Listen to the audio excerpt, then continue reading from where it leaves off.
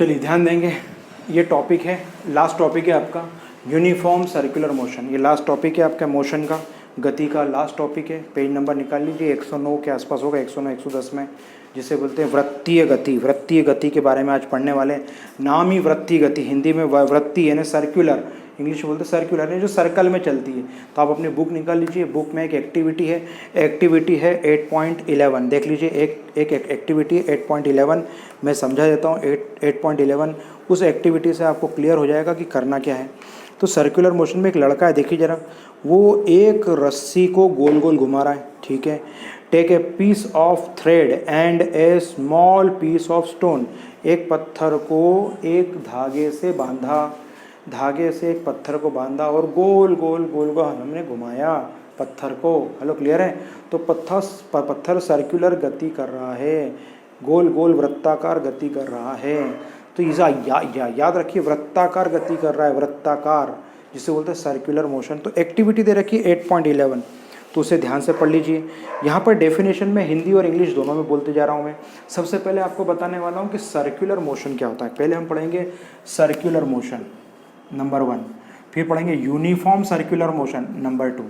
तो पहले हम पढ़ेंगे वृत्तीय गति, फिर पढ़ेंगे एक समान वृत्तीय गति, ठीक है। हिंदी में बोल रहा हूँ मैं बार बार, तो हिंदी मीडियम वाले बच्चे ध्यान से सुने और प्रॉपरली लिखें, ठीक है।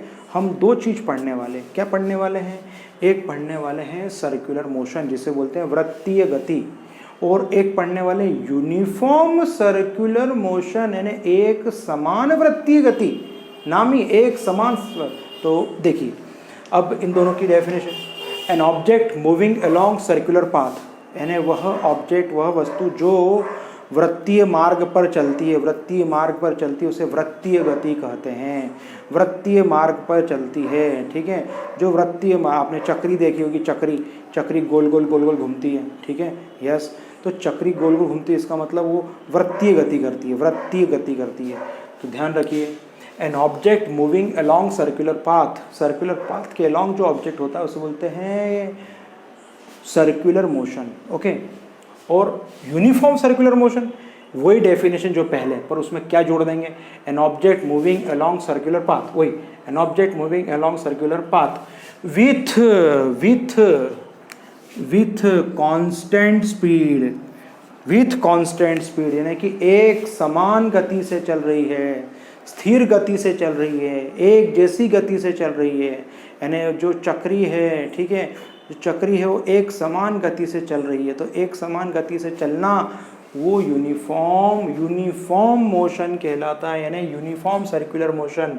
N object moving along circular path with constant speed, यानी कि कोई ऑब्जेक्ट है, कोई वस्तु है जो वृत्तीय गति कर रही है, पर एक समान चाल से वृत्तीय गति कर रही है।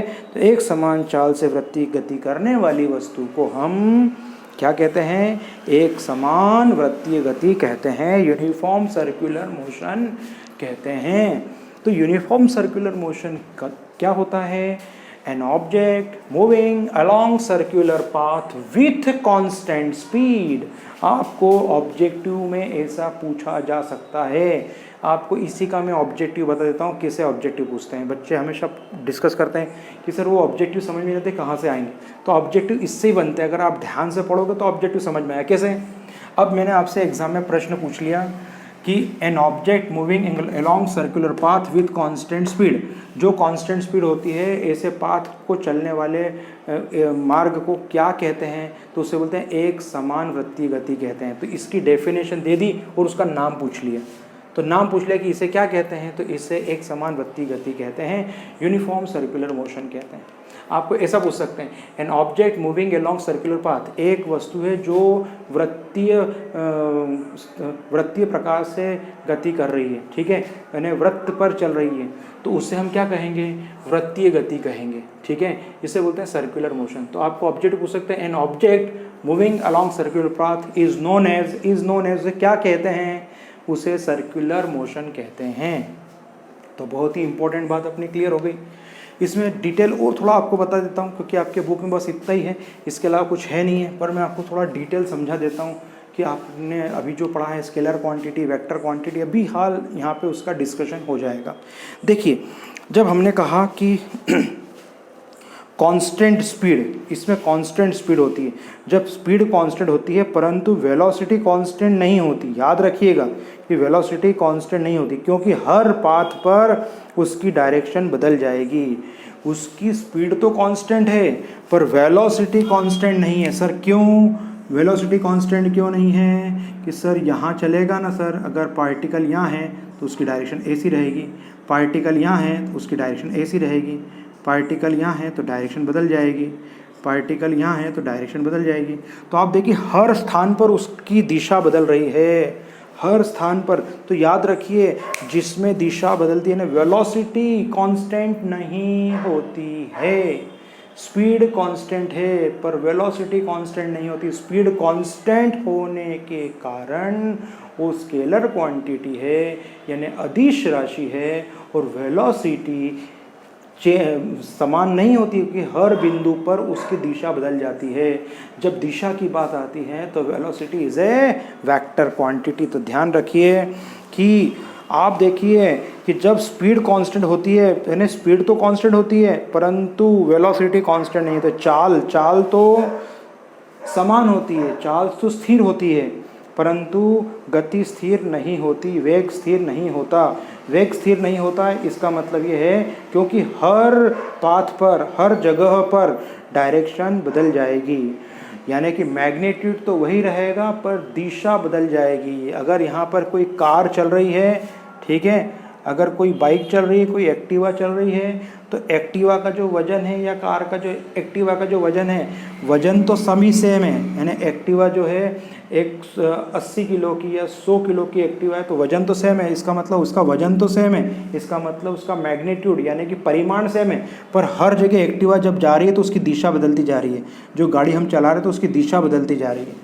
तो दिशा बदलती जा रही है इसका मतलब कि मैग्नीट्यूड तो सेम है पर डायरेक्शन अलग है। तो याद रखिए जिसमें मैग्नीट्यूड सेम होता है, डायरेक्शन होती है, तो मैग्नीट्यूड डायरेक्शन होने के कारण इसे वेक्टर क्वांटिटी बोलते हैं। तो याद रखिए इसमें बहुत इंपॉर्टेंट है, इसलिए वेलोसिटी वेक्टर क्वांटिटी है। इसलिए वेलोसिटी क्या है? वेक्टर। तो इसका अपना पुराना रिवीजन भी हो गया और पुरानी चीज़ का अपने को लिंक भी मिल गया कि लिंकेज क्या है, अपने को लिंकेज मिल गया। अच्छा, स्पीड तो कांस्टेंट है पर स्पीड कांस्टेंट होने से वेलोसिटी कांस्टेंट नहीं है। क्यों सर? क्योंकि दिशा बदलती जा रही है, और दिशा बदलती है, दिशा के कारण ही वो क्या हो जाती है? वेक्टर क्वांटिटी हो जाती है। तो इसलिए वेलोसिटी एक वेक्टर क्वांटिटी है। तो वेलोसिटी कौन सी क्वांटिटी जाएगी? Vector quantity.